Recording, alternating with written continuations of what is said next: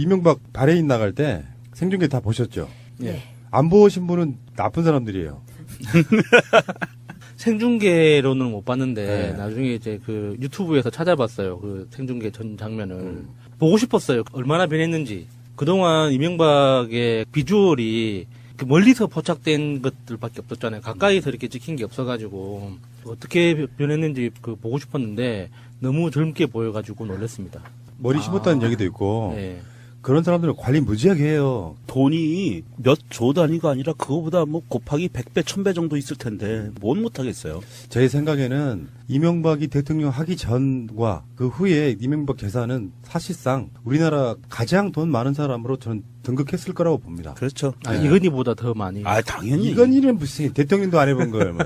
아, 이건희, 그 양반은 자기 거 없어요. 뭐, 그러니까 2천만 원 그냥 현찰로 찾아가지고 뭐 여자분들한테나 드리는 정도의 그 정도 수준밖에 안 돼. 한 나라를 주무르시는 분인데 사자방. 근데 차에서 내리자마자 이렇게 코트를 자기 손으로 벗지도 않잖아요. 저는 그 장면에서부터 빈정이 확 상하더라고요. 근데 이제 그 이명박이 공항에 딱 내리니까 이제 이명박 구속을 외치시는 분들, 이분들이 이제 계셨고, 이명박이 여러 가지로 할 수 있었거든요. 할 수 있었는데, 사실은 인천공항에 가면은 기자회견 할 수 있는 공간이 있어요. 원래, 유명한 사람들, 들락날락 할 때. 근데 그 기자회견 형식을 빌지 않고, 차에서 내리자마자 이제 일종의 포토라인 같은 데 서서, 인천공항이 검찰청사로 느껴지더라고요.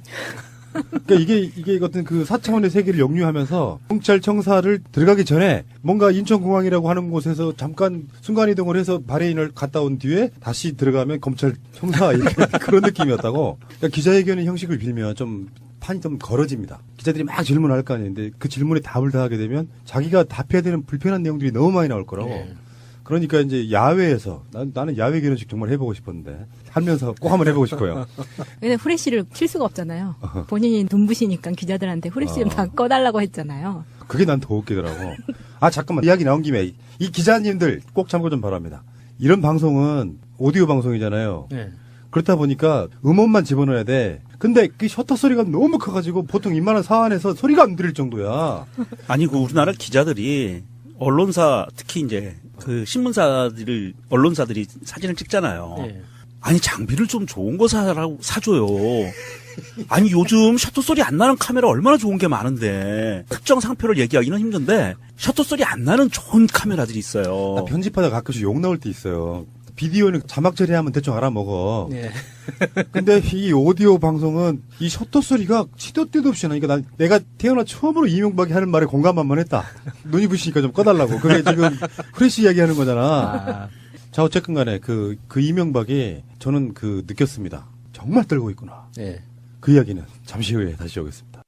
그러나 지나간 6개월 적폐청산이라는 명목으로 보면서 이것이 과연 개혁이냐, 감정풀이냐, 정치적 보복이냐 이런 의심이 들기 시작했습니다.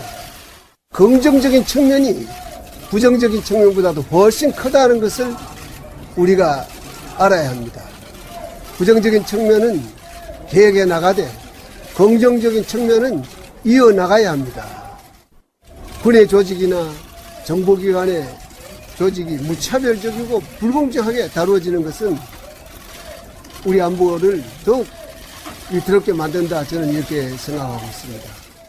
자, 이명박이 나가면서 뭐라고 했는지 길지도 않으니까요. 우리 뭐 다용도로 쓰고 있는 우리 마린원. 이명박을 뽑은 죄로 입장 전문을 읽도록 하겠습니다. 자제의 마음으로. 평생 하셔야 될 거예요. 그 마음은. 저는 새로운 정부가 들어오면서 일말의 기대를 하고 있던 사람 중에 한 사람입니다. 어떤 기대를 하고 있었을까? 난 이게 궁금해. 이 말 자체가 거짓말이죠. 일말의 기대가 아니라 그냥 예의상 뭐 좋은 사람 뽑혔다고 생각했습니다. 이 정도 말이겠죠. 이명박의 생각은 일말의 기대라고 하는 분이 방점이 있는데, 에이, 난 안 건드릴 거야. 맞아, 그거는 그런 느낌이고 여기서 일말의 기대라고 하는 거를 여집시 깨주는 게 박근혜 당선시키려고 문재인 후보 떨어뜨리려고 얼마나 많은 개지랄을 그렇죠. 했습니까? 예, 예. 무슨 기대를 내? 설마 난 안 건드리겠지? 요런 기대였겠지. 시발놈아. 이 욕설은 내가 삐처리 안 한다 내가. 그러나 지난 6개월간 적폐청산이란 명목으로 정부가 하는 것을 보면서 이것이 과연 개혁이냐, 감정풀이나 정치보복이 아닌가 하는 의심이 들기 시작했습니다. 여기 이 부분에서 좀 본인이 당황하는 게 있는데 이게 감정풀이나 정치보복은 지들이 한 거고요. 문 대통령이 분명히 얘기했어요. 이거는 적폐라는 것은 개인에 대한 부분이 아니고 이것은 시스템에 관한 부분이다. 오랫동안 쌓여왔던 우리나라의 시스템에 관한 부분이기 때문에 적폐청산은 시대의 과제다라고 얘기를 했고요. 이 부분에 대해서 청와대에서도 그때 발언을 100일 취임 기념식인가에서 나온 발언이에요. 그 발언을 인용하고 청와대에서도 얘기를 했어요. 이건 누구를 겨냥해서 어떤 개인에 대한 보복 아니에요. 이거는 적폐청산이라는 거는 니들이 싸질러 놓은 쫑치는 거거든. 그러니까 지가 보기에 정치 보복이라고 강변을 한다고 해도 정치 보복이라고 자기가 받아들인다면 지가 한 짓이 있다는 뜻이잖아요. 그러니까 지가 한 짓이 아무것도 없는데 나 억울해가 아니라 내가 한 짓이 이만큼 있으니까 지금 상황을 보복으로 받아들이는 거죠. 거기서 개혁이란 말 하잖아요. 과연 개혁이냐, 감정풀이냐, 뭐 이런 거. 이 사람들이 생각하는 개혁은 무엇일까요? 난 그게 궁금하더라고. 어디까지 하면 개혁이고 어디까지 하면 정치보복일까? 박근혜까지만 하면 개혁이고 자기 건드리면 정치보복이고. 맞네. 아, 그렇구나. 제목 이명박 박근혜까지 건드리면 개혁이다. 자, 다음.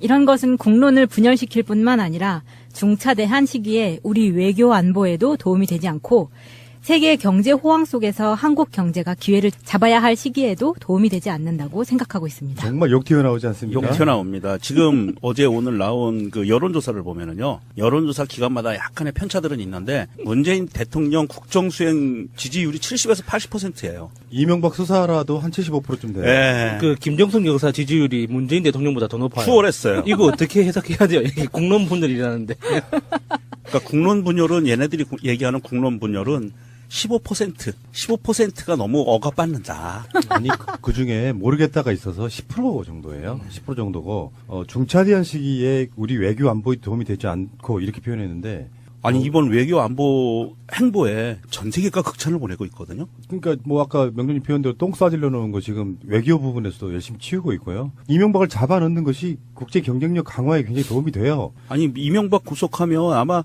김정은이가 바로 그 서울 방문한다고 얘기할 수도 있어요. 외교 안보라고 하면 또 우리가 좀 빡치는 게 뭐 천안함부터 시작해서 외교 안보의 무능을 제대로 보여준 사람들이고 한국 경제가 이명박 등의 적폐청산하면 기회를 잡아야 할 시기에 도움이 안 되겠습니까? 무슨 상관이 있다고 이게 지금. 이게 사람이 아프잖아요. 병이 걸려서 아프면 그 아픈 거를 치료하지 않으면 그 사람이 사회 경제 활동을 온전히 할 수가 없어요. 그러니까요. 그러니까 적폐청산은 우리가 아픈 거를 치료하는 거라고 봐야 되고요. 이 치료하고 건강한 몸과 건강한 정신이 있어야만 경제도 활성화될 수 있고 외교 안보도 제대로 돌아간다. 이게 정상 아니겠습니까? 다음은 한 국가를 건설하고 번영하는 것은 매우 어렵습니다. 쉽지 않습니다. 그러나 파괴하고 쇠퇴시키는 것은 쉽습니다. 시간이 오래 걸리지 않습니다. 맞네. 이명박 반사. 이명박이 딱 그렇게 했잖아요. 이거를 낙검수에서 유체 이탈이라고 했잖아요. 자기가 한 것을 막 욕을 하고 있어. 야, 네 일이야, 네 일. 딱 이거잖아요. 에휴, 씨. 다음. 우리 어느 누구도 대한민국을 발전시켜 나가고 번영시켜 나가야 하는데 힘을 모아야 한다고 생각합니다. 너부터 모아. 이거 뭔가 비문이에요, 이것도. 하지만 저는 새로운 정부가 들어서면서 오히려 사회의 모든 분야의 갈등과 분열이 깊어졌다고 생각해 많은 걱정을 하고 있습니다. 이걸 갈등과 분열이라고 표현을 하는데 그렇지. 걱정은 하고 있는데 걱정하는 이유는 갈등과 분열 때문에 걱정하는 게 아니죠. 쫄리니까 걱정하는 거죠. 내 한 목숨 어떻게 될까, 내 재산 어떻게 될까 싶어가지고 쫄아서 걱정하는 거죠. 자기를 따르던 사람들이 갈등과 분열로 인해서 그 그러네. 칼끝이 자기한테 올까봐. 어제 김현, 김민석 두 분 방송에 이명박 출국하는 거랑 시간텀이 거의 없어가지고 자세히 분석을 좀 못 해드렸는데 그때 제가 그 방송에서 했던 얘기가 그겁니다. 국민 75%에서 80% 정도가 이명박 조사 및 수사를 해라 하고 있잖아요. 그러면 그게 국민 총화 단결이 되는 거예요. 하면 여기서 무슨 뭐 갈등과 분열이 깊어졌다고 생각합니까? 이게. 다음이요. 여러분들도 아시다시피 우리나라는 온 세계가 칭송하듯이 짧은 시간 내에 발전한 나라입니다. 민주주의도 이루었고 경제 번영도 이루었습니다. 그러나 짧은 시간 발전하는 동안에 부정적인 측면도 있다는 것은 모두 다 아는 사실입니다. 계속 한번 읽어봐요. 그러나 긍정적인 측면이 부정적 측면보다도 훨씬 크다는 점을 우리가 알아야 합니다. 이 부정적인 것을 고치기 위해서 긍정적인 측면을 파괴해서는 안 됩니다. 부정적인 측면은 개혁해 나가되 긍정적인 측면은 이어나가야 합니다. 그러니까 얘 논리는 예. 우리가 민주주의와 경제 번영 이걸 두 가지를 이루었는데 민주주의에 역행하는 짓을 한 박근혜를 처단하는 것은 그거는 맞다. 부정적인 것을 고치는 거다. 근데 이 경제 번영을 이룬 내가 이룩한 사자방을 통한 경제 번영에 대해서는 건드리는 거는 긍정적인 거를 건드리는 거다. 건드리지 말라. 이거 박정희 시대 논리를 그대로 재탕하는 거거든요. 근데 우리가 나중에 봤잖아요. 노무현 정부, 이명박 정부 뭐 등등의 비교를 했을 때 네. 경제 번영 이런 걸 한 적도 없어요. 맞아요. 망가뜨리기만 해왔지. 이번에 그 문재인 대통령이 이제 외교하면서 주로 하는 말들 중에 사람 중심 경제 이런 표현 쓰지 않습니까? 세계적 흐름이 재벌 이주가 아니고 일반 국민들이 더 잘 살게 돼서 이게 경제 자체를 떠받치는 그 시스템으로 가야 되는 게 세계적 흐름이고요. 이 흐름이 최근에 생긴 것도 아닙니다. 서구 유럽 같은 데는 수년 전부터 생긴 흐름이고 여기에서 이명박은 사실은 재벌을 위한 경제에도 저는 했다고 생각하지 않아요. 재벌들을 빙자해가지고 자기 이득을 챙겼던 바로 그런 인물이 뻔뻔스럽게 이런 이야기를 하고 있다는 거. 아, 정말 내가 생중계를 보고 있는데요. 정말 입을 꼬매버리고 싶더라고. 미싱도 아니야. 내 선수. 수작업으로 아주. 우리의 외교 안보는 위기를 맞고 있습니다. 이런 가운데 군이나 정보기관의 조직이 무차별적이고 불공정하게 다뤄지는 것은 우리 안보를 더욱 위태롭게 만든다고 생각하고 있습니다. 이제 국민의 불안을 털어버리고 정부가 힘을 모아서 앞으로 전진해 튼튼한 외교, 안보 속에서 경제가 발전해 나갈 수 있는 기회를 만들었으면 좋겠다 생각합니다. 아니 얘는 지체 현상이 벌어지고 있는데 외교 안보가 위기를 맞았다가 지금 벗어나고 있어요. 우리나라가. 그것을 극복해내고 있는 상황인데 이제 위기를 맞고 있다라고 생각하는 거는 이게 5년 전 상황으로 지체 현상이 벌어지고 있는 거고 그리고 뭐 조직이 무차별적이고 불공정하게 다뤄진다.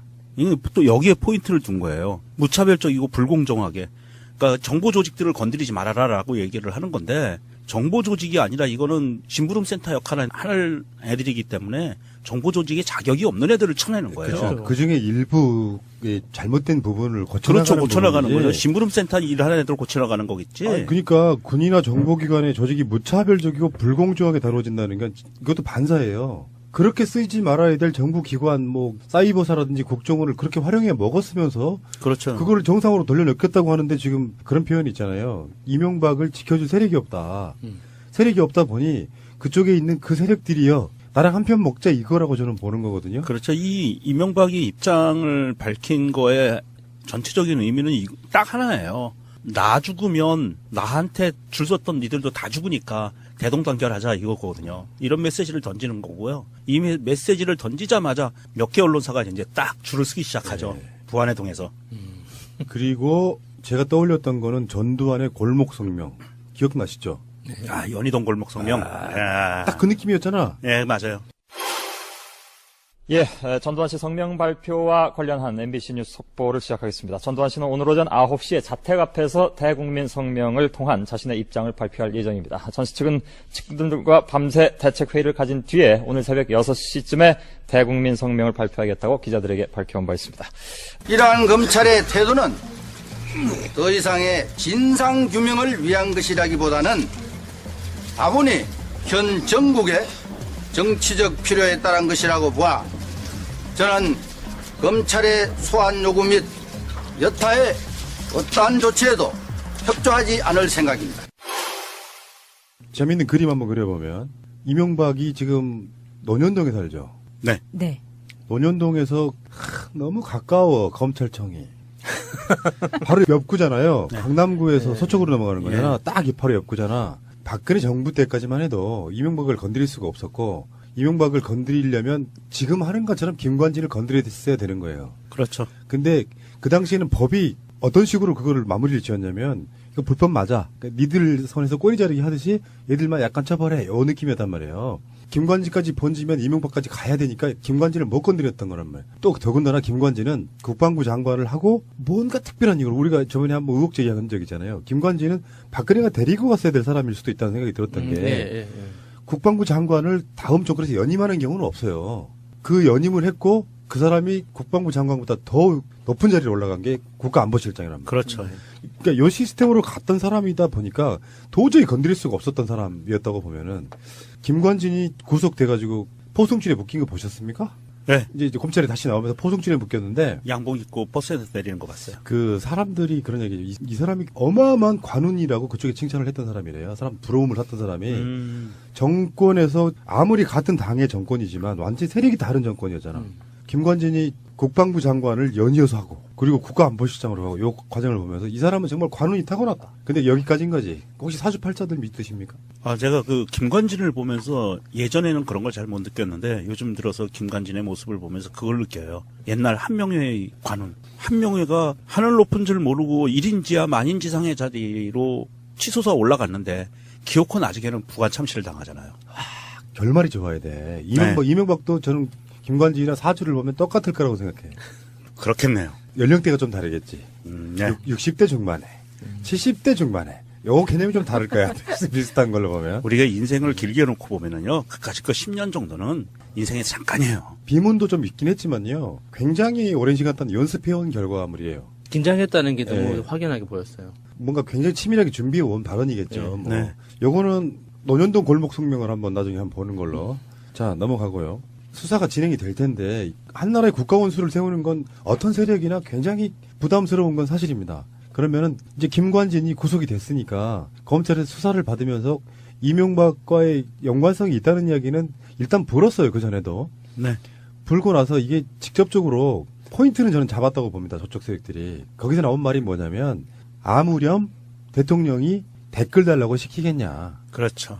그것을 밀어내려고 지금 그 사이버사나 뭐 이런 등등의 작업을 시키면서 의례적으로 대통령이 그런 조직들한테 할 수 있는 말까지는 했을 수 있으나 구체적으로 댓글 달라고 하진 않았을 거다라고 하는 게 그쪽의 방어 논리예요. 근데 그 청와대에서 일했던 사람들, 행정관들의 어떤 전언이죠. 이제 지금 들리는 이야기에 의하면 MB가 비서관실에 직접 내려와서 등 뒤에서 이거 달라고 저거 달라고 구체적으로 지시를 하다가 그 지시가 확장돼가지고 그 사이버사까지 확대됐다고 이야기를 하잖아요.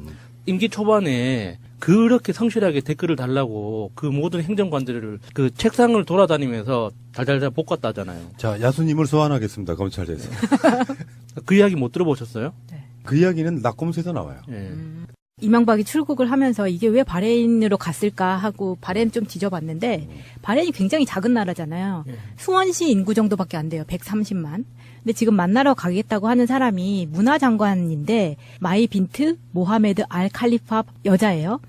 근데 이 알 칼리파라는 그 아내 수뇌부들을 보면요. 한 80%가 다 알 칼리파예요. 그러니까 다 가족? 다 한 가족이라는 거죠. 그러니까 알 칼리파가 국왕이기도 하고 왕족이. 이 사람이 40년째 집권을 하고 있고 이 나라는 세습군주제라서 의회도 해산을 해버리고 정당도 금지가 돼 있는 거예요.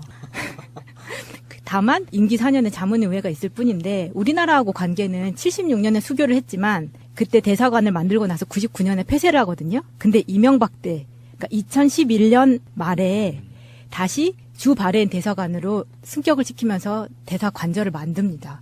근데 그때 2012년에 대사의 대리로 꽂은 사람이 유준하라는 사람이에요. 나중에 이 사람을 대사로 승격을 시키기도 하는데 이 사람이 어떤 사람이냐면 MB 시절에 대북 정책 협력 과장을 했다가 외무부에서 그랬다가 청와대 국정기획수석실 및 의전 비서관실로 옮겨갑니다. 핵심이었네요. 네, 이런 사람을 데리고 나중에 굳이 바레인 대사관을 만들어서 그 대사 자리에다 꽂는 거예요. 왜냐하면 바레인이 너무 작다 보니까 이전에 왜 이 대사관을 없앴었냐면 나중에 사우디아라비아랑 그 합병을 시키거든요. 그래서 없었던 데인데 130만 이 나라에 굳이 바레인 대사를 다시 만들어서 자기 사람을 꽂았다는 거죠. 뭔가 냄새가 나네요. 그러니까 저수지가 거기 있네. 예. 사막의 오아시스 같은 게 있네. 그리고 바로 옆에 있는 그 두바이가 IFC, 그러니까 두바이 IFC가 국제금융센터, 거기가 전 세계적으로 조세 회피처나 이 불법 자금의 그 돈 세탁 그 근거지로 유명하다고 하더라고요. 네.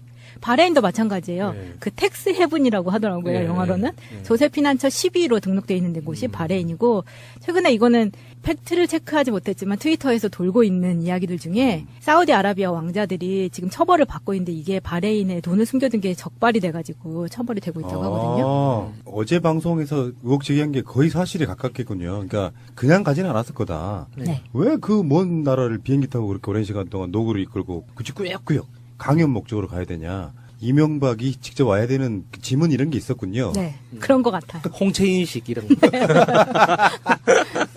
그러니까 이제 그런 얘기 하잖아요. 기자들이 따라가야 된다. 따라가서 일거수 이투족을 취재를 해야 된다. 네. 안 하잖아. 이 바레인이라는 나라는요, 우리가 아랍권 나라들 중에서 유일하게 술을 먹을 수 있는 나라고요, 돼지고기를 먹을 수 있는 나라예요. 뭔가 되게 신기하네요. 야매 같은데. 그래서 실제로 사우디의 부호들, 왕족을 포함한 부호들이 바레인으로 유흥 여행을 간대요. 아, 한잔하러. 한잔 하라고. 그러니까 실제로 그런 나라고, 이 쿠웨이트나 이런 나라들은 바레인을 말할 때, 비하할 때 이렇게 얘기한대요. 술이 최고의 자원인 나라. 유흥 문화가 좀 예. 발달했구나. 그러니까 여기는 이 바레인이라는 데를 보면 전체 수출하는데 27%를 오일이 차지해요. 그리고 나머지는 그냥 다 미미한 거예요. 근데 이거보다도 더 최고로 쳐주는 게 술과 돼지고기다. 바레인은. 그러면 이명박이 과연 이런 나라 가서 무엇을 할까요? 정말 아까처럼 조세 회피처 더하기, 이 나라는 경제 구조 자체가 어떤 산업적인 경제를 갖고 있는 나라가 아니라 소비 향락적인 구조를 네. 갖고 있는 나라예요. 그것도 아랍의 중심에서, 가운데서. 확실히 뭐가 있네. 뭐가 그러니까 있죠. 예. 바레인이 가는 분명히 한 이유가 있는 것 같습니다. 예. 짧은 기간 갔다가 오는 거니까 갔다 오기 시작하면은 이제 본격적으로 수사가 진행될 텐데 어마어마한 의리와 권력으로 뭉쳐져 있는 것 같지만 결국엔 내가 살아야 되잖아요. 예를 들어서 김관진이 내 선에서 다 알아서 한 거다. 요 일을 지금까지 범죄를 그러면 예를 들어서 김관진이 징역 10년짜리가 되는 거고요. 이명박이 시켰다 그러면 징역 2년짜리가 되는 거예요. 예를 들자면 그렇다는 거예요. 그 정도 비교가 되니까 그 김관진이 포승줄이 묶여서 나오는 그 표정을 보고 있으면 그런 생각이 들더만 어디까지 풀어야 되나.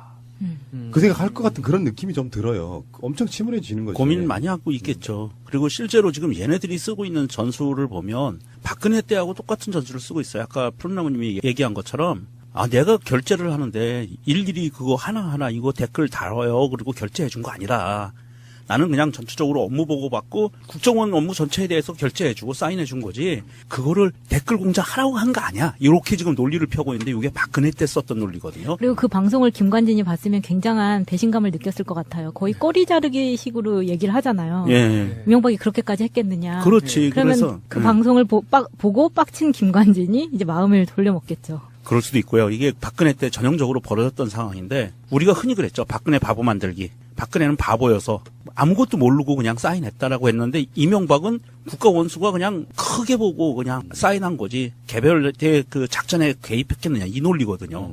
근데 요 논리가 이제 무너지기 시작을 하면 그 다음부터는 이제 바보 논리가 나오기 시작해요. 알겠습니다. 잠시 후에 오겠습니다. 재밌는 이야기입니다. 이명박이 혀를 낼름거리잖아요. 이 사실 아 진짜 얘는 너무 비호감이에요, 진짜. 비주얼부터. 더러워. 진짜 근데 더러워요. 야, 내가 아는 어떤 친구가 하나 있어요. 제가 좀 네. 호되게 좀 다뤘던 지금 20대 한 중반쯤 되는 친구인데 친척인데 내가 맡아서 이렇게 뭔가 해야 될 시기가 있었어. 근데 그놈이 그런 과야. 거짓말 할 때마다 혀를 낼름거리고 이렇게 입술이 침 바르는 거지 간단히 말하면.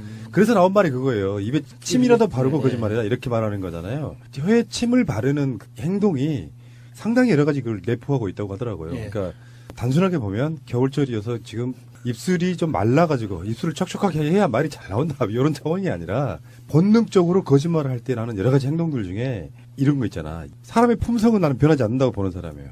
이명박이 엄마가 오죽했으면 이명박이 때문에 가훈을 정직이라고 했겠냐고. 이게 이유가 있어.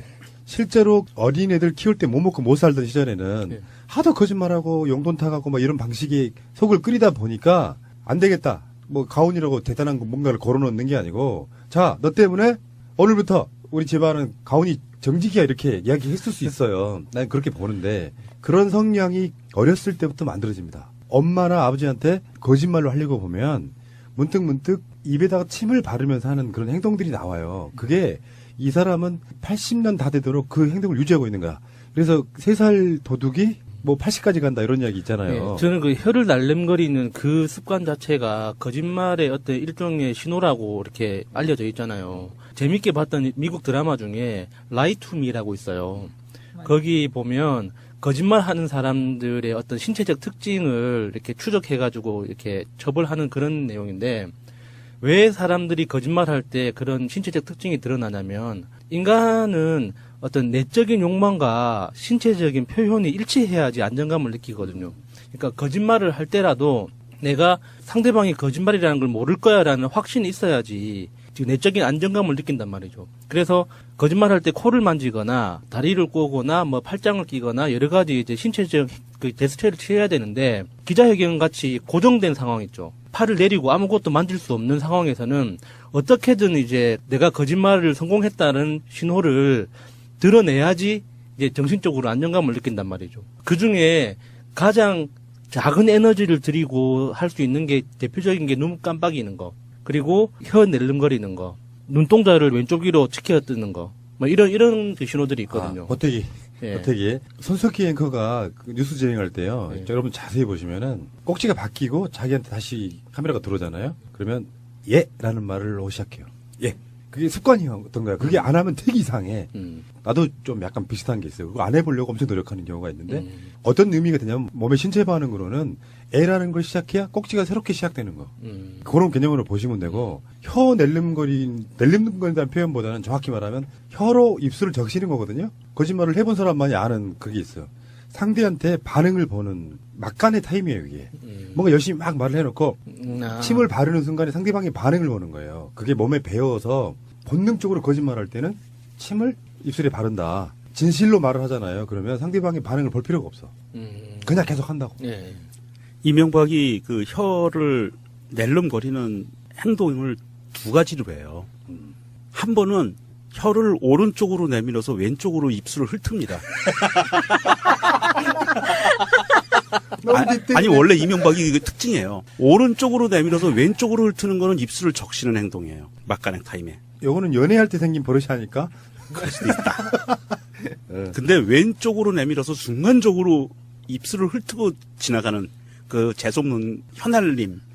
그거 왼쪽에서 나오는 거는요. 요거 할 때 꼭 이슈를 던질 때 해요. 그러니까 쉽게 얘기하면 우리가 지금 거짓말 할 때라든지 아니면 뭔가 공작을 해야 될 때 뭔가를 내가 강하게 소신을 갖고 밀어붙인다는 거를 보여주고 싶을 때 요때는 혀가 왼쪽에서 나옵니다. 그러니까 자세히 분석을 해보시면 예전부터 이명박은 정말 입술을 적실 때는 오른쪽으로 혀를 내밀어요. 그리고 혀가 모양이 둥그렇게 나와서 훑고 지나가요. 근데 거짓말할 때는 혀가 뾰족해지면서 쥐혀처럼 나와가지고 왼쪽으로 나와서 훑고 지나가요. 저 지금 울고 있어요. 너무 감동.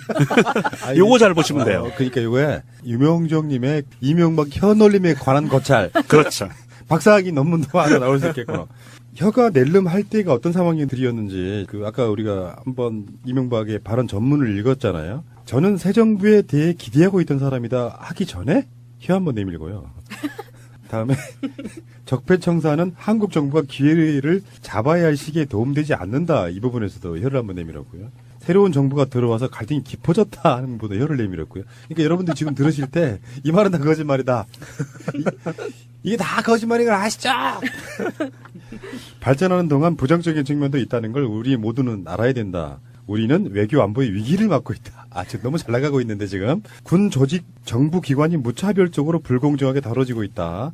정부가 힘을 모아서 앞으로 전진해야. 그래서 뭐 혀를 총 7번 이렇게 내밀었다고 하는데 그 어떤 부분이 거짓말이라는 표현보다는 이명박이 발언했던 그 전문 자체가 거짓말이라고 보는 게 맞을 것 같아요. 그중에 특정한 시점들에서 혀를 내밀었다는 게 이게 거짓말이냐 아니냐 분석하는 건 사실 의미가 없어요. 그렇죠. 전체적으로 다 거짓말하고 있다 이런 생각이 좀 드는 거고. 자, 진짜 중요한 고리가 하나 더 있습니다. 여기서 꼭 나와야 될 인물이 이동관과 김재철이에요. 그러니까 이동관이 지금 같이 따라갔죠? 유인촌이랑? 네. 이명박 정부에 있어서 김관진은 댓글이라든지 그런 정치 공작의 하수인이었다고 하면 이동관은 일종의 박근혜 정권 때 이정현하고 약간 같은 역할이에요. 그렇죠. 언론 조정 홍보수석 개념으로. 그래서 왜 김재철이 청와대 부근에서 유독히 음식을 많이 쳐드셨단 말이야. 김재철이. 네. 예. 그리고 청와대 불려가서 조인트 맞았단 말은 이 언론계에 다 알려진 얘기예요. 이제 그 실행을 한 당본인 당연하지. 홍보수석이니까. 언론 담당이잖아요. 그래서 김관진 다음에 소환될 사람이 이동관이라는 설이 가장 유력해요. 그 부분에 있어가지고는 그 언론 장악이라든지 언론 블랙리스트 이런 부분은 다 이동관의 작품일 가능성이 높은데 그래서 이동관이 이명박의 언론 담당답게 지금 이명박이 바레인으로 가기 전에도 그 이야기를 막 했는데 법에서 인정된 유죄 댓글은 0.45%다. 그런데 실제로는 1.15%란 말은 지금 그 법에서 유죄로 인정된 거, 그러니까 허술한 수사 속에서도 인정된 게 0.45% 이렇게 주장하고 막 이런 그러니까 정확하지도 않은 팩트를 갖고 계속 모면해 보려고 하는데 이 상황에서 이명박이 바레인으로부터 들어오면 며칠 안에 이동관이 블랙할 가능성이 저는 높다라고 보거든요. 그렇죠. 아마도 지금 이제 이런 그 어떤 범죄 혐의를 잡고 수사를 할 때는 말단 조직부터 치고 들어가는 거거든요. 그래서 점점 올라가는데 김관진이를 친 상태에서는 이제 그 이명박의 턱 밑에까지 올라가 있는 상태고요. 이동관을 치게 되면은 거의 이제 콧등까지 올라간 거라고 봐야 되죠. 그리고 이 이동관이 지금 언론 플레이, 얘는 언론을 갖고 장난치던 애들답게 언론 플레이를 하는 게 몇 퍼센트 이거 중요한 거 아니에요. 전혀. 왜냐하면 10만 건 중에 하나라도 불법이 있으면 불법으로 처벌받는 거거든요. 그렇지. 이건 몇 퍼센트의 개념을 갖고 얘기하면 안 되는 거예요. 하긴 했단 얘기죠. 그렇죠. 하긴 했다는 거니까 처벌받는 건 정당한 거예요. 그래서 이 여전히 이거 언론 플레이질을 하고 있다. 이동관이 그러는 거고 이제 이명박이 갔다 오면 뭐잖아. 이동관 포토라인에 쓰고 이명박은 제 소원대로 12월 19일 날 해피 벌스데이 하는 날 들어가기를 간절히 빕니다. 근데 아쉽게 김재철의 구속영장은 청구가 이제 안 됐단 말이에요. 재청구한다고 하더라고요. 네, 그러니까 김재철이 검찰에 들어가서 했던 말이 정말 웃기지 않습니까? 왜 MBC의 직원들을 요리 교육을 시켰냐? 답이 뭐라 그랬죠? 요리도 만들다 보면 재밌다고. 그러니까 검찰이 이제 그런 거예요. 샌드위치나 전 부치기 교육 이거 모욕주기 아니냐 하니까 미친 새끼예요. 샌드위치도 만들면 재밌다라고 하는 게 언론인들도 사실은 우리가 뭐 과도한 기대를 하는 건지 모르지만 사실상 언론인들도 직장인이잖아요. 그러면 자기가 10년을 했던 20년을 했던 평생 해온 일을 안 시키고 교육이라고 갔는데 이게 샌드위치 만드는 요리 교육 같은 거 받고 있어요. 거기서 드는 모멸감은 사실은 존재 가치를 완전히 부정당하는 거거든요. 내가 그래도 대 MBC에서 뭔가 사명감을 갖고 그렇죠. 더군다나 그 교육한 사람들은 다 나름대로 그 PD 뭐 이런 전문 직종들이죠. 김재철의 그런 식의 MBC 파괴되는 거에 대해서 반대했던 사람들이 가는 그렇죠. 거잖아요. 네. 근데 샌드위치도 만들면 재밌다 이렇게 말하는 거 김재철을 왜 그 가끔씩 인터뷰나 검찰 들어갈 때 이야기하는 거 혹시 보신 적 있어요? 정상으로 보이세요? 아주 무식해 보여요. 무식하기도 이상해요. 하고 엄청 비열해 보이는. 그러니까 이게 언론인이라는 품격은 단 그러니까 1%도 없는 스타일이야. 그리고 권력이 부르면 쪼르르 달려가가지고 예 알겠습니다는 전형적인 간신 스타일. 그래서 말하는 거 보면 뭐 나는 MBC를 장악할 의도도 없었고 장악할 수도 없고 막 그러면서 일사천리로 뭔가 말을 쏟아내는데 이자가 했던 짓 생각해보면 기억나잖아요. 법인카드 들고 가가지고 어떤 여자분님과의 그 로맨스. 청와대 근방 주로 맛집을 다 섭렵하신 분. 이분은 내가 보기에 맛 칼럼니스트를 해야 돼요. 알고 보면 로맨티스트예요. 그 청와대 근처에서도 그렇게 식사를 이동관하고 같이 많이 한 거는 둘이서 맛을 보러 다니기 위해서 청와대 근처에 식당이 많기는 하지만 비싼 집이잖아요. 아니 거기 뭐 분식집도 있긴 있어요. 자, 그 권력이라는 거 사실 이런 거 있잖아요. 우리 일반인들한테 내가 아는 사람이 하다못해 가까운 친척 하나라도 어디 검찰청에 검사로 있어. 어디 국회의원이야. 청와대 직원으로 있어. 그 권력 지향적인 삶을 살아온 게 한국인들 특성 중에 하나예요. 솔직히. 그러니까 그 사람들의 후광 효과, 낙수 효과 이런 것들을 보고 막 살았단 말이에요. 그런 유혹 떨치기 사실 어렵다는 거 저도 압니다. 근데 반대로 생각을 해보면 MBC 사장만 해도 자기가 역할을 하기 나름으로는 굉장히 명예로운 자리라고 저는 보거든요. MBC나 KBS 사장 정도를 하면 대통령 하는 거 부럽지 않을 만큼의 지위예요. 근데 청와대에서 부르면 쪼르르 달려가고 청와대 수석들이나 대통령하고 면담을 할 수 있다는 것이 갖는 어떤 자부심이 충만한 사람이에요. 그렇다 보니까 이런 거 있잖아요. 저는 비교를 하나 해보고 싶어요. 뭐 딱히 떠오르는 사람은 없지만 정윤주와 엄기영. 엄기영도 사실 제가 보기엔 그런 거거든요. 한참은 국민들로부터 신망을 받던 기자자 앵커였지만 그랬었죠. 정권이 막상 엄혹한 시절에 들어가서 권력으로부터 이렇게 압력 같은 걸 받으면 쪼그라드는 인물이 있고 물론 정현주 사장은 원래 그런 사람이기도 했지만 정권이 신경 안 써. 정부한테 좀 불리한 보도를 해도 압력 같은 걸 안 집어넣으니까 더 그런 측면도 있었겠지만 언론인들이라고 하는 게 저는 그렇게 생각해요. 젊었을 때 기자로서 특정 보도를 하고 권력의 반기를 드는 것도 중요하지만 굉장히 요직에 올라가서 자기 후배들을 지켜주는 것이 훨씬 더 중요한 역할이거든요. 근데 법인카드 써 감에 이동관을 만났는지 누구 만났는지 모르죠. 근데 추정하기에는 서로 간에 담당자니까 이동관을 만나고 이동관 만났겠어요? 하다 보면은 다른 수석도 만나고 그렇죠. 또 홍보수석실에 있는 인물들도 만나고 주로 거기서 놀았다는 거 아니야. 언제 부를지 모르니까 내가 보기엔 그래요. 언제 부를지 모르니까 청와대 주변에 놀고 있다가 그 여자분하고 놀고 있다가 부르면 바로 들어가는 그런 시스템이었을 거라고 저는 봅니다. 왜 그쪽이었을까요? 아니면은 청와대에 들어가고 싶었나? 미리 그 청와대 분위기를 알기 위해서 그쪽 근방에 놀고 있었나? 김재철은 왜 거기서 놀았을까요? 난 궁금합니다. 거기가 좋으니까. 그리고 김재철한테 한 가지만 좀 충고드릴 게 있어요. 샌드위치 만드는 것도 해볼 만하다. 뭐 이렇게 지금 법원 판사에게 진술했다고 그러는데 저희 교도소 들어가서 그 노역형 받는 것도 즐거움이 있어요. 그 자동차 정비도 배우고. 그러면 봉제 자격증도 딸 수 기술도, 있어. 봉제 기술도 배우고 하거든요. 그럼요. 재밌을 거예요. 세탁소에 가서 세탁도 하고 재밌습니다. 그러니까 김재철이 거는 이렇게 보시면 되죠. 국정원에서 언론을 장악하기 위한 문건이 나왔고요. 그 문건이 청와대로 들어가요. 그 청와대에 있는 문건을 김재철이 그대로 실행한 그거거든요, 지금. 그렇죠. 그런 관점이기 때문에 김재철 씨는 다시 구속되고, 그러니까 이게 한 묶음으로 댓글 사건과는 좀 약간 별개 사건이지만 핵심 코어의 인물들이 지금 다 나온 거거든요. 이동관, 김재철, 김관진, 그리고 이제 이명박한테는 또 원세훈이 있죠. 이렇게 3명, 4명 정도의 어떤 걸 맞추다 보면 검찰은 이명박은 말할 것도 없고 김관진 정도 소환하는 거 굉장히 부담스러운 일이에요.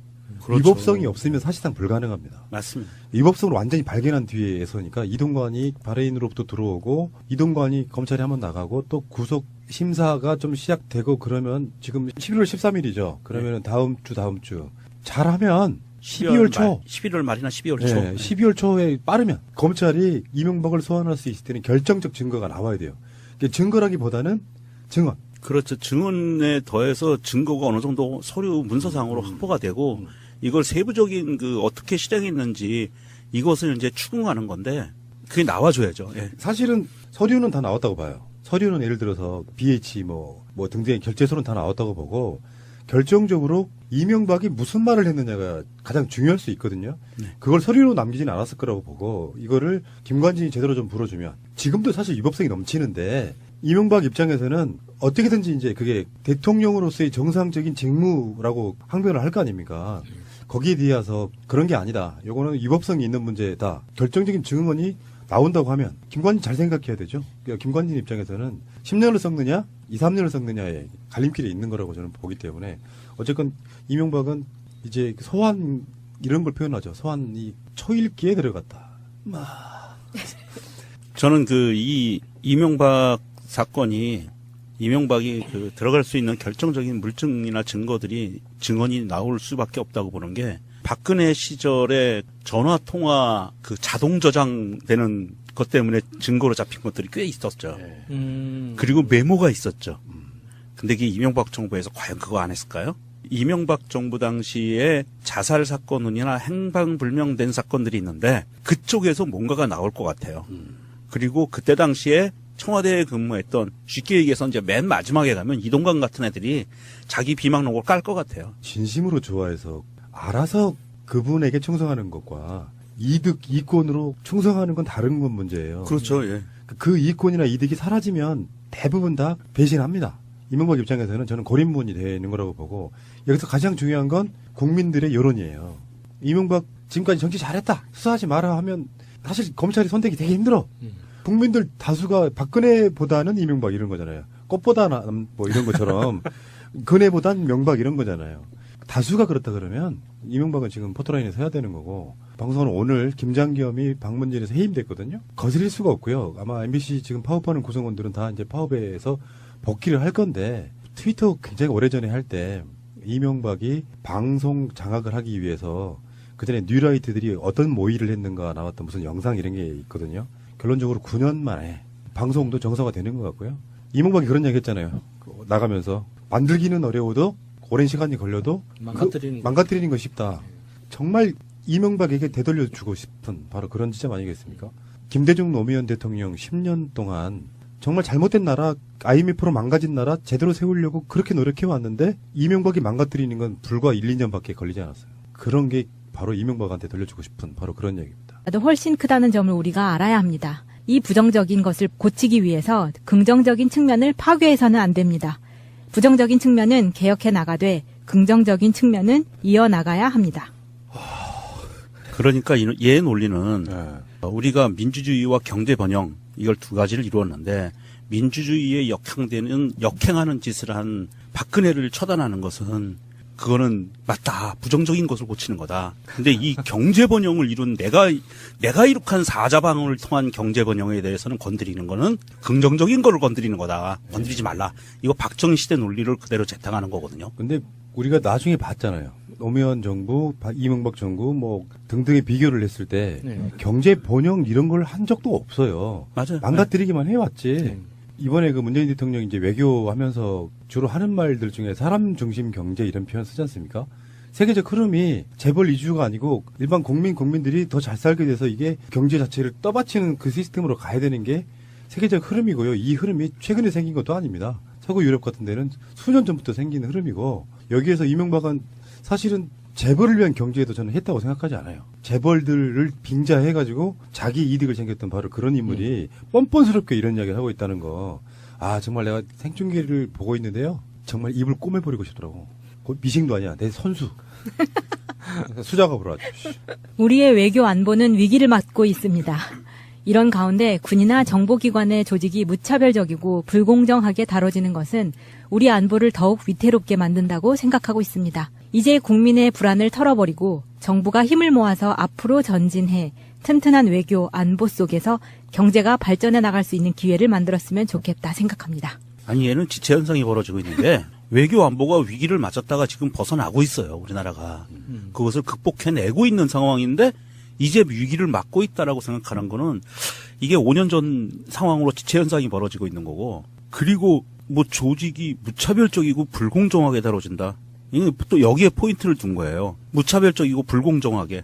그러니까 정보 조직들을 건드리지 말아라라고 얘기를 하는 건데 정보 조직이 아니라 이거는 심부름 센터 역할을 할 애들이기 때문에 정보 조직에 자격이 없는 애들을 쳐내는 거예요. 그렇죠. 그 중에 일부 간 적폐청산이란 명목으로 정부가 하는 것을 보면서 이것이 과연 개혁이냐, 감정풀이나 정치보복이 아닌가 하는 의심이 들기 시작했습니다.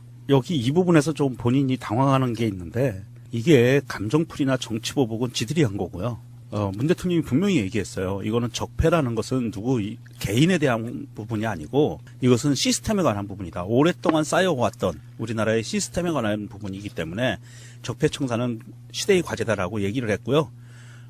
이 부분에 대해서 청와대에서도 그때 발언을 100일 취임 기념식인가에서 나온 발언이에요. 그 발언을 인용하고 청와대에서도 얘기를 했어요. 이건 누구를 겨냥해서 어떤 개인에 대한 보복 아니에요. 이거는 적폐청산이라는 거는 니들이 싸질러 놓은 쫑치는 거거든. 그러니까 지가 보기에 정치 보복이라고 강변을 한다고 해도 정치 보복이라고 자기가 받아들인다면 지가 한 짓이 있다는 뜻이잖아요. 그러니까 지가 한 짓이 아무것도 없는데 나 억울해가 아니라 내가 한 짓이 이만큼 있으니까 지금 상황을 보복으로 받아들이는 거죠.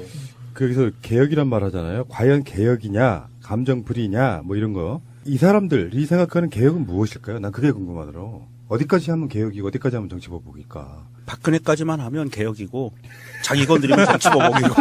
맞네. 아, 그렇구나. 제목 이명박 박근혜까지 건드리면 개혁이다. 자 다음. 이런 것은 국론을 분열시킬 뿐만 아니라 중차대한 시기에 우리 외교 안보에도 도움이 되지 않고 세계 경제 호황 속에서 한국 경제가 기회를 잡아야 할 시기에도 도움이 되지 않는다고 생각하고 있습니다. 정말 욕 튀어나오지 않습니까? 욕 튀어나옵니다. 지금 어제 오늘 나온 그 여론조사를 보면은요. 여론조사 기관마다 약간의 편차들은 있는데 문재인 대통령 국정수행 지지율이 70에서 80%예요. 이명박 수사라도 한 75%쯤 돼요. 네. 그 김정숙 여사 지지율이 문재인 대통령보다 더 높아요. 추월했어요. 이거 어떻게 해석해야 돼요? 이게 국론 분열이라는데. 그러니까 국론 분열은 얘네들이 얘기하는 국론 분열은 15%가 너무 억압받는다. 아니 그 중에 모르겠다가 있어서 10% 정도예요. 10% 정도고 중차대한 시기에 우리 외교 안보에 도움이 되지 않고 이렇게 표현했는데 아니 이번 외교 안보 행보에 전 세계가 극찬을 보내고 있거든요. 그러니까 뭐 아까 명준이 표현대로 똥 싸질러 놓은 거 지금 외교 부분에서도 열심히 치우고 있고요. 이명박을 잡아넣는 것이 국제 경쟁력 강화에 굉장히 도움이 돼요. 이명박 바레인 나갈 때 생중계 다 보셨죠? 네. 안 보신 분은 나쁜 사람들이에요. 생중계로는 못 봤는데 네. 나중에 이제 그 유튜브에서 찾아봤어요. 그 생중계 전 장면을 보고 싶었어요. 얼마나 변했는지. 그동안 이명박의 비주얼이 그 멀리서 포착된 것들밖에 없었잖아요. 가까이서 이렇게 찍힌 게 없어가지고 어떻게 변했는지 그 보고 싶었는데 너무 젊게 보여가지고 놀랐습니다. 머리 심었다는 얘기도 있고 네. 그런 사람들은 관리 무지하게 해요. 돈이 몇 조 단위가 아니라 그거보다 뭐 곱하기 100배, 1000배 정도 있을 텐데 뭔 못하겠어요. 제 생각에는 이명박이 대통령 하기 전과 그 후에 이명박 재산은 사실상 우리나라 가장 돈 많은 사람으로 저는 등극했을 거라고 봅니다. 그렇죠. 아, 이건희보다 더 많이. 아, 당연히. 이건희는 무슨 대통령도 안 해본 거예요. 뭐. 아, 이건희 그 양반은 자기 거 없어요. 뭐 그러니까 2천만 원 그냥 현찰로 찾아가지고 뭐 여자분들한테나 드리는 정도의 그 정도 수준밖에 안 돼. 한나라를 주무르시는 분인데 사자방. 근데 차에서 내리자마자 이렇게 코트를 자기 손으로 벗지도 않잖아요. 저는 그 장면에서부터 빈정이 확 상하더라고요. 근데 이제 그 이명박이 공항에 딱 내리니까 이제 이명박 구속을 외치시는 분들, 이분들이 이제 계셨고, 이명박이 여러 가지로 할 수 있었거든요. 할 수 있었는데, 사실은 인천공항에 가면은 기자회견 할 수 있는 공간이 있어요. 원래, 유명한 사람들, 들락날락 할 때. 근데 그 기자회견 형식을 빌지 않고, 차에서 내리자마자 이제 일종의 포토라인 같은 데 서서, 인천공항이 검찰청사로 느껴지더라고요. 그러니까 이게 어떤 그 4차원의 세계를 역류하면서 경찰청사를 들어가기 전에 뭔가 인천공항이라고 하는 곳에서 잠깐 순간이동을 해서 바레인을 갔다 온 뒤에 다시 들어가면 검찰청사 이렇게 그런 느낌이었다고. 그러니까 기자회견의 형식을 빌면 좀 판이 좀 걸어집니다. 기자들이 막 질문할 거 아닌데 그 질문에 답을 다 하게 되면 자기가 답해야 되는 불편한 내용들이 너무 많이 나올 거라고. 네. 그러니까 이제 야외에서 나는 야외 결혼식 정말 해보고 싶었는데 하면서 꼭 한번 해보고 싶어요. 근데 후레쉬를 킬 수가 없잖아요. 본인이 눈부시니까 기자들한테 후레쉬 좀 다 꺼달라고 했잖아요. 그게 난 더 웃기더라고.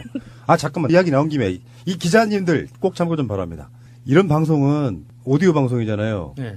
그렇다 보니까 음원만 집어넣어야 돼. 근데 그 셔터 소리가 너무 커가지고 보통 이만한 사안에서 소리가 안 들릴 정도야. 아니, 그 우리나라 기자들이 언론사, 특히 이제 그 언론사들이 사진을 찍잖아요. 네. 아니, 장비를 좀 좋은 거 사줘요. 아니, 요즘 셔터 소리 안 나는 카메라 얼마나 좋은 게 많은데, 특정 상표를 얘기하기는 힘든데, 셔터 소리 안 나는 좋은 카메라들이 있어요. 나 편집하다 가끔씩 욕 나올 때 있어요. 비디오는 자막 처리하면 대충 알아먹어. 네. 근데 이 오디오 방송은 이 셔터 소리가 시도 때도 없이 나니까 내가 태어나 처음으로 이명박이 하는 말에 공감만 했다. 눈이 부시니까 좀 꺼달라고. 그게 지금 후레쉬 이야기하는 거잖아. 아, 자 어쨌든 간에 그 이명박이 저는 그 느꼈습니다. 정말 떨고 있구나. 네. 그 이야기는 잠시 후에 다시 오겠습니다. 그러나 지나간 6개월 적폐청산을 명목으로 보면서 이것이 과연 개혁이냐, 감정풀이냐, 정치적 보복이냐 이런 의심이 들기 시작했습니다. 긍정적인 측면이 부정적인 측면보다도 훨씬 크다는 것을 우리가 알아야 합니다. 부정적인 측면은 개혁해 나가되 긍정적인 측면은 이어나가야 합니다. 군의 조직이나 정보기관의 조직이 무차별적이고 불공정하게 다루어지는 것은 우리 안보를 더욱 위태롭게 만든다. 저는 이렇게 생각하고 있습니다. 자 이명박이 나가면서 뭐라고 했는지 길지도 않으니까요. 우리 뭐 다용도로 쓰고 있는 우리 마린원 이명박을 뽑은 죄로 입장 전문을 읽도록 하겠습니다. 자제의 마음으로. 평생 하셔야 될 거예요. 그 마음은.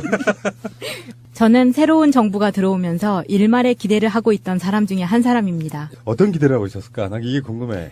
이 말 자체가 거짓말이죠. 일말의 기대가 아니라 그냥 예의상 뭐 좋은 사람 뽑혔다고 생각했습니다. 이 정도 말이겠죠. 이명박의 생각은 일말의 기대라고 하는 분이 방점이 있는데, 에이, 나랑 건드릴 거야. 맞아, 그거는 그런 느낌이고 여기서 일말의 기대라고 하는 거를 여집시 깨주는 게 박근혜 당선시키려고 문재인 후보 떨어뜨리려고 얼마나 많은 개지랄을 그렇죠. 했습니까? 예, 예. 무슨 기대를 내?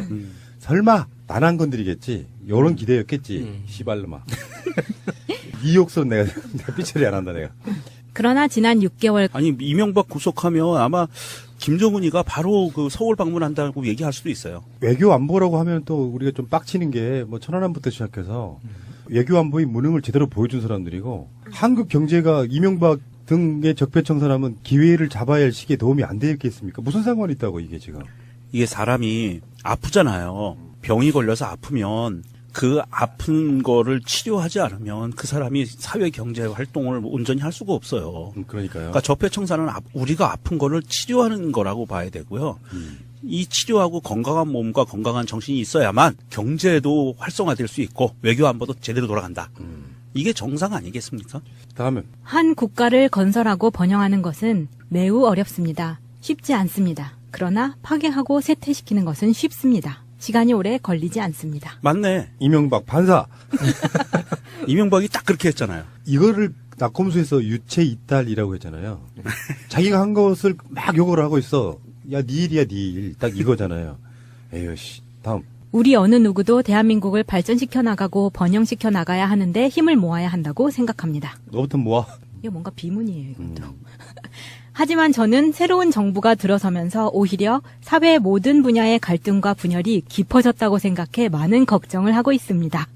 이걸 갈등과 분열이라고 표현을 하는데 그렇지. 걱정은 하고 있는데 걱정하는 이유는 갈등과 분열 때문에 걱정하는 게 아니죠. 쫄리니까 걱정하는 거죠. 내 한 목숨 어떻게 될까, 내 재산 어떻게 될까 싶어가지고 쫄아서 걱정하는 거죠. 자기를 따르던 사람들이 갈등과 분열로 인해서 그 그러네. 칼끝이 자기한테 올까봐. 어제 김현, 김민석 두 분 방송에 이명박 출국하는 거랑 시간텀이 거의 없어가지고 자세히 분석을 좀 못 해드렸는데 그때 제가 그 방송에서 했던 얘기가 그겁니다. 국민 75%에서 80% 정도가 이명박 조사 및 수사를 해라 하고 있잖아요. 그러면 그게 국민 총화 단결이 되는 거예요. 하면 여기서 무슨 뭐 갈등과 분열이 깊어졌다고 생각합니까? 이게. 다음이요. 여러분들도 아시다시피 우리나라는 온 세계가 칭송하듯이 짧은 시간 내에 발전한 나라입니다. 민주주의도 이루었고 경제 번영도 이루었습니다. 그러나 짧은 시간 발전하는 동안에 부정적인 측면도 있다는 것은 모두 다 아는 사실입니다. 계속 한번 읽어봐요. 그러나 긍정적인 측면이 부정적 측면보다